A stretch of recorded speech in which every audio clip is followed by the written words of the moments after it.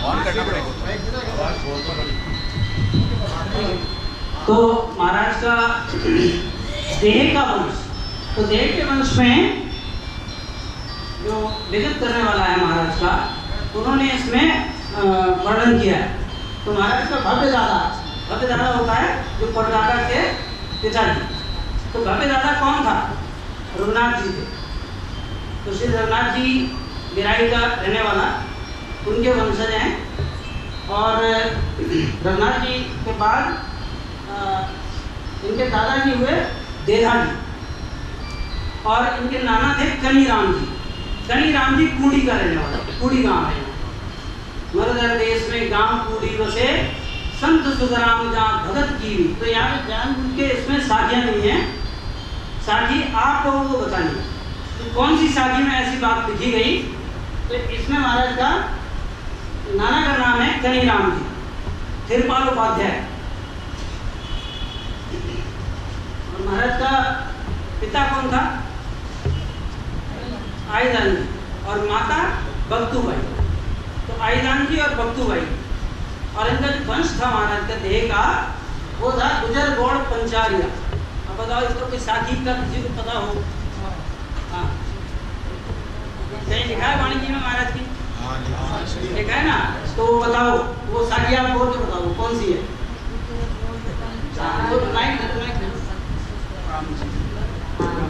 हाँ, तो उसमें नाम क्या था कि गुजर गौड़ पंचारिया संत सुखदेव जी नाम, भरत खंड मारुधरा वास विराई जाम। तो जो देह था पहला, उसका नाम क्या था? सुखदेव नाम। उसका नाम होता सुखदेव था। मैं 8 साल का था तो मेरे चाचा मुझे यहाँ लेकर आए, और इस गांव में उसके बाद 14 साल की आयु में गांव उनके परिवार में जाकर और महाराज के बारे में पता किया। तो जो पता किया उसमें थोड़ी थोड़ी चीजें इससे ज़्यादा मिलेगी, जो विगत करी हुई है उनसे थोड़ी थोड़ी ज़्यादा मिलेगी। तो ये संगत में एक बात ये संदेश देना कि हमें उनके परिवार वालों से, किसी और से जो इन्फॉर्मेशन मिले, जो सूचना मिले, वो हमें बता दो और उसको हम इसमें देखें। तो महाराज का बड़े भाई का नाम था तुलसा जी, और उनका ममेरा भाई से ज्यादा प्रेम था। तो ममेरा भाई का क्या नाम था? किशनदास उपाध्याय। और महाराज ने 2 संवाद करे किशनदास उपाध्याय। 2 संवाद महाराज के मिलेंगे। एक महाराज ने देह का रोम कैसे बना, हड्डी कैसे बनी, चमड़ी कैसे बनी, सब बताया। तो किशनदास महाराज से संवाद हुआ। किशनदास जी महाराज प्रश्न करते हैं और सदगुरु सुखराम जी महाराज ने पूरा बायोलॉजी पढ़ाया। जिसको आज के बच्चे पढ़ते हैं बायोलॉजी, उस बायोलॉजी का पूरा वर्णन है उसमें, और उससे ज्यादा वर्णन। और उसी का वर्णन महाराज ने एक और ग्रंथ में किया, बेली ग्रंथ में बताया। कि बेली ग्रंथ में महाराज ने बताया ये जो अपने शरीर है इसका विकास कहाँ से होता है, ये बेल कहाँ से चलती है, ये बेल कहाँ से चलती है, ये जो शरीर है इसकी बेल कहाँ से चलती है। तो महाराज ने फरमाया ये जो नाभि है इसमें 72 नाड़ी वहाँ से डेवलप होता है और ये शरीर बनता है। और कितने समय बाद इसमें आता है, जो हंस है वो किस समय बाद आता है, उसका भी महाराज ने वर्णन करा कि 15 से 70 दिन के बाद। पहले क्या होता है कि पहले देह बनती है। तुम्हारे लिखा है देह के संग सो चिट्ठी लिखा। ये जो देह बनी उसके साथ चिट्ठी लिख दी कि हमारे साथ क्या होना है, ठीक है। और उसको पलटने का अधिकार किसके पास है? संतों के पास। उनकी शरण में आ गए तो आपके भाग्य का लिखा हुआ विधाता तो नहीं मिटा सकता है, विधाता तो नहीं पलट सकता है, लेकिन अगर आप सदगुरु सुखराम जी महाराज की शरण में आए तो आपका बदल जाएगा, पलट जाएगा। और वो पलटने की किसी में इच्छा है तो आज वो संत इस सभा में मौजूद हैं, जो हमारे संत सदगुरु सुखराम जी महाराज का ज्ञान प्रचार प्रसार कर रहे हैं। तो हमारे संत लक्ष्मण जी पधारे हुए हैं यहाँ पर, जिसको भी ऐसा ज्ञान समझना है तो लक्ष्मण जी से इस शब्द का भेद दे। दूसरा यहाँ पर हमारे हीर भाई साहब ने, हीर जी, ये शब्द का भेद शाम को उम्मीद करता हूँ ओम भाई साहब यहाँ पर आएंगे। हाँ, तो इन लोगों से हमें सीखना है, समझना है। ये सब महाराज का ज्ञान है। और महाराज का जन्म कब हुआ? ये जो देह का जन्म था ये गुरुवार चैत्र की शुक्ल पक्ष की नवमी को।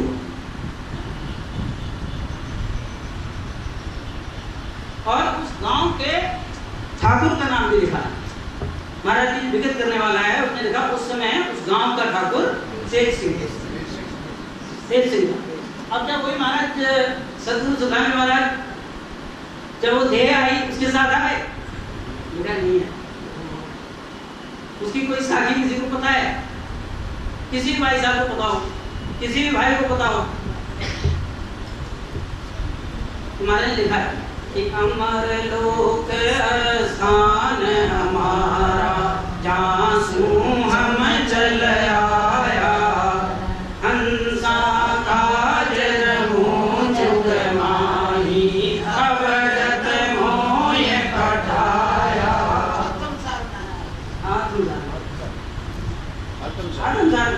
क्या बताया महाराज ने? कहा कि मेरा स्थान कहाँ था?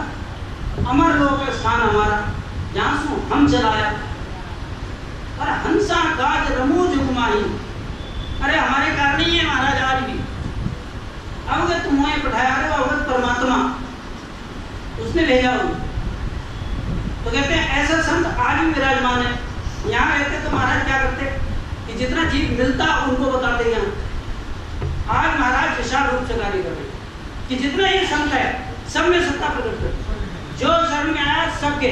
तो ऐसा ये विशाल रूप महाराज का है। ये कलयुग में महाराज आए तो चारों युगों में आए। महाराज लिखा है जिस दिन ये सृष्टि रची गई थी पहली बार, ठीक है, 9 बार इस सृष्टि का विनाश अभी हमारे इतिहास में मिलता है। और इसके पहले सदगुरु सुखराम महाराज ने लिखा अनंत ही देर बन गई ये सृष्टि, एक बार नहीं अनंतों ही बार हो गई। और जब पहली बार हुई थी तो समझो कि सदगुरु सुखराम महाराज हैं कौन, उसको जानना है। हमारा स्थान कहाँ था, हम कैसे आए संसार में, तो उसका भी महाराज ने वर्णन करा। ये जो जीव आया ये कैसे आया? महाराज कहाँ से आए? अमर लोक से। और हम सब कहाँ से आए? तो उसका भी वर्णन महाराज ने कराया कि पिता शीश था पास हमारा, संघ नाल हुए आया, मात गर्भ में वासा लिया, जब मैं जीव कहाया। पहले कहाँ था? पिता शीश था वास हमारा, उस ब्रह्म के देश में वास था, रहता था, जहाँ सुख नहीं था, जहाँ दुख नहीं था, कुछ नहीं था, वहां रहता था। उसके साथ क्या था? उसके साथ ये 5 ज्ञानेंद्रियां थी। इन ज्ञानेंद्रियों की वजह से, और इसका राजा मन था, तो ये मन उसके साथ था, ज्ञानेंद्रियां उसके साथ थी। और तीसरी चीज जो सबसे ज्यादा बलशाली थी वो थी इच्छा। उस इच्छा के कारण यहाँ पर आया, और यहाँ आया उसका क्या प्रमाण दिया? तुम्हारे ने फरमाया अपनी वाणी में, महाराज की वाणी के हिसाब से जो बात करनी महाराज की वाणी से, उसमें क्या बताया महाराज ने कि देखो ये जो पार ब्रह्म का अंश है ये क्या है? ये चेतन है, ये चेतन के साथ। और यहाँ आया और वहां पर किस अवस्था में था? शिव अवस्था। और शिव अवस्था से पिता के शीश से यहाँ वापस आकर इस शंखनाद से उतरा, माता के गर्भ में गया। 15-16 दिन बाद जब उसकी नाड़ियां विकसित होने लगी, ये जो अपना माँ के गर्भ से नाड़ होती है उससे जुड़ा हुआ है, उससे जब उसके अंदर संचार होने लगा तो उस समय क्या हो गया? जीव बन गया, अवस्था बदल गई। हंस तो वही है लेकिन उसकी अवस्था क्या हो गई? जीव अवस्था हो गई। तो बच्चा जब आया तो महाराज ने फरमाया वो जीव हो गया, उससे पहले शिव था। और सदगुरु सुखराम जी महाराज क्या है, तो वो यहाँ पे दिखाया कि सत्स्वरूप साहिब है, उनमें और साहिब में कोई फर्क नहीं है। पहली चीज नोट कर लेना कि सदगुरु सुखराम जी महाराज में और साहिब में कोई फर्क नहीं। तो वही सदगुरु सुखराम जी महाराज जब यहाँ पधारे, यहाँ पर अवतार लिया, तो कितने 6 महीने अनुमान था जो गांव के लोगों ने बताया कि 6 माह की आयु में सुखदेव जी का देह इस नाग के टूटने की वजह से उसे देह से जीव अलग हो हासिल कराने लगे। वो हासिल कराई जितनी नाटक टूटी नहीं, हाँ। वो हासिल कराने वास्ते गया और उन बच्चा ने जिनको हासिल कराने वास्ते एक दिन गया, उन टाइम वो हासिल कराने वाले थे नहीं। तब वो गए तो तब वो बुढ़िया ने वो सोचता क्या करा, रो रहा है बच्चा। तब उसको वो क्या करा, तो वो रोज वो आंधी ऐसे ही करती थी, वो पैर पकड़ के वो झटका देती थी। तब वो झटका देती थी, वो आंधी डांड आती थी, तब बच्चा रोना बंद हो जाता। तब उस दिन वो बुढ़ी मिली नहीं आसानी करने वाली, तब वो खुद ही पकड़ के जो थोड़ा झटका लगाया, जोर से झटका लग गया, तब उसकी सर निकल गई, वो नाटक टूट गई और वो देह पड़ी थी। उस देह के अंदर सदगुरु सुखराम जी महाराज का जीव प्रकट हो गया। ऐसे संता ने धन्यवाद कि मुझे ऐसा ऐसा ज्ञान यहाँ सब हम सबको पता चल रहा है कि महाराज का अगर कोई ये सोचता है कि नबी को जन्म हुआ तो नबी को केवल देह मिला और उस देह में आने का जो समय है वो उसके 6 महीने के बाद अनुमान का है, तो उसकी तारीख का पता नहीं। महाराज जब आए तो उसकी तारीख का पता नहीं है कलयुग में कब आए, बस संवत का पता है। संवत 1783 में महाराज ने इस कलयुग में, जब कलयुग में हंसों की त्रास सुनी, जब ये हंस आत्माएं सारी परेशान हो गई कि मुझे तो ये परमात्मा मिल ही नहीं रहा है, कैसे नहीं मिलता, तो ये आज की तारीख में जो हम देख रहे हैं कि अलग अलग मत संप्रदाय जिनका आधार केवल ज्ञान था, वो आज पलट के और सब संसारिक ज्ञान में आ गए, इस होन काल के ज्ञान में आ गए। तो इस होन काल के ज्ञान से मुक्ति दिलाने के लिए, छुड़ाने के लिए महाराज ने क्या करा कि सदगुरु साहिब यहाँ पर प्रकट हुए कि जम जालम की त्रास सुन हंसा करी पुकार, सुखिया साहिब आविया ले जन को अवतार। बोलो सदगुरु सुखराम जी महाराज ने धन्य हो, धन्य हो, धन्य हो। तो ये ध्यान रखना है कि 1783 में महाराज का अवतरण हुआ और किसका, साहिब का। मैंने लिखा है साहिब का अवतार। तो इस साहिब यहाँ पर आए किस कारण से आए कि इस हंस का, ये जो पहले क्या छुड़ाते हैं कि सबसे पहले इच्छा को परिवर्तित करते हैं। आपकी हमारी इच्छा होनी चाहिए कि मुझे अमर लोक चाहिए। मैं ये जो ऐसे जगह रहता हूँ, बार बार उस जगह जाना पड़ता है जहाँ पर हाथ पैर बंधे रहते हैं, उल्टे लटकना पड़ता है, खाना अपनी मर्जी का नहीं खा सकते, एम्बेडकर पाउडर लगी हुई उसे खा लो, वही मिलेगा जो है, दूसरी चीज नहीं मिलती। ठीक है, और उससे भी बड़ी त्रास क्या है कि जैसे अनाज सीखता है, नाज जैसे पकाया जाता है, वैसे इस देह को पकाया जाता है। और हम लोग क्या करते हैं, साधन किस चीज का करते हैं कि हम सोचते हैं शायद देवता बन जाए। देवता बनने के लिए क्या करना पड़ेगा, फिर इसी आग में फिर दोबारा से पकना पड़ेगा, फिर दोबारा से आना है, फिर इसी में पकना।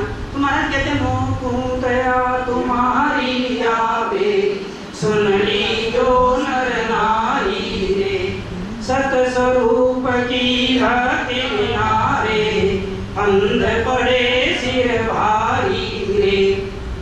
महाराज कहते हैं इस फंदे में क्यों पड़ रहे, अरे उस सत्स्वरूप की भक्ति करो, उस सदगुरु परमात्मा की शरण में जाओ, उस सदगुरु साहिब की शरण में जाओ, सदगुरु सुखराम जी महाराज को मानो, उनके ज्ञान में चलो। तो ये हमारा पहला यहाँ का महाराज का नाम 6 माह के बाद सुखराम हुआ, उसके पहले सुखदेव नाम था। महाराज की वाणी में प्रमाण, और ऐसा गांव के लोगों ने भी बताया।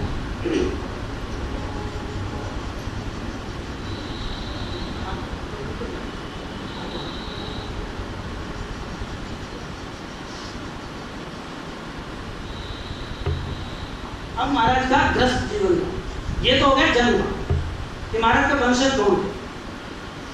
अब महाराज का ग्रस्त जीवन कैसे था?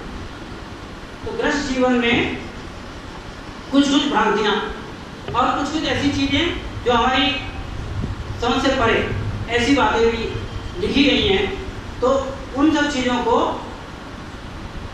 रखते हुए और जो बात पता चली है वो भी इसमें शामिल करिए। तो महाराज का सदगुरु सुब्रमण्य महाराज का ग्राम बिराई मरुधर भरतखंड में महाराज अवतरण हुआ। महाराज की पत्नी और बच्चे भी थे।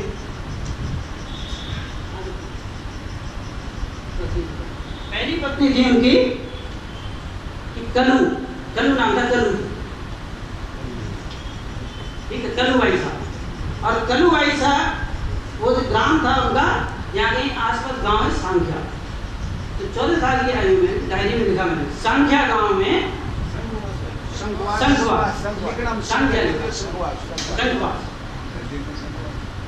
जी नोट करेंगे संघवास।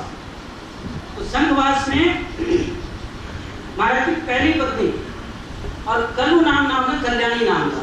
तो गांव के हिसाब से उनको कलू बोलते। तो कल्याणी भाई साहब पहली धर्मपत्नी और 18 साल की आयु तक आते आते उनका देहावसान, उन्होंने देह छोड़। और उसके 3 वर्ष के बाद उस बच्चे को संभालने के लिए, तो बच्चा था एक इनका पहला, उस पहले बच्चे को संभालने के लिए माँ जी ने इनकी दूसरी शादी की और कन्हैया राम जी ने वो रिश्ता कराया जो इनके नाना थे कि भाई इसका बच्चे का रिश्ता होना चाहिए, इसका नहीं तो बच्चे को कौन पालेगा। तो इसलिए महाराज की दूसरी शादी। तो दूसरी शादी पन्ना बाई साहब से हुई। तो दूसरी माँ जी थी पन्ना बाई साहब। तो सदगुरु सुब्रमण्य महाराज की धर्मपत्नी पन्ना बाई साहब हुई और उनसे 3 पुत्र रत्न प्राप्त हुए। और तीसरी बाई साहब के नाम का कहीं वर्णन नहीं मिलता। गांव में जब पता किया और उसके आसपास जाकर देखा तो एक गरीब ब्राह्मणी थी। उस गरीब ब्राह्मणी का बचपन में जब पैदा हुई तो माँ खत्म हो गई और जब और बड़ी हुई तो 3 साल की अवस्था में पिताजी का देहावसान हो गया। जब पिताजी का देहावसान हो गया तो ब्राह्मण को होते हुए वो लोगों ने रखा नहीं और उनको पालने के लिए कोई माली परिवार में बताते हैं, क्योंकि मेरी की समझ नहीं है कि माली परिवार क्या होता है। तो माली परिवार में उनको गांव के बाहर एक जगह थी, वहां पर उनका पालन पोषण हुआ। और जब उनकी आयु 17 साल की हो गई, उस समय 12 साल की आयु में अवस्था में शादी करते थे। 12 साल की आयु तक शादी हो ही जाती। तो कहते थे इससे पहले शादी हो जानी चाहिए, लेकिन उनकी शादी नहीं हुई। तो सदगुरु सुब्रमण्य महाराज ने पंचायत में ठाकुर सिंह के साथ बैठकर ये बात कही कि भाई देखो ये ब्राह्मण कुल से है और इसको ब्राह्मण कुल में ही शादी कर लेनी चाहिए, कर देनी चाहिए।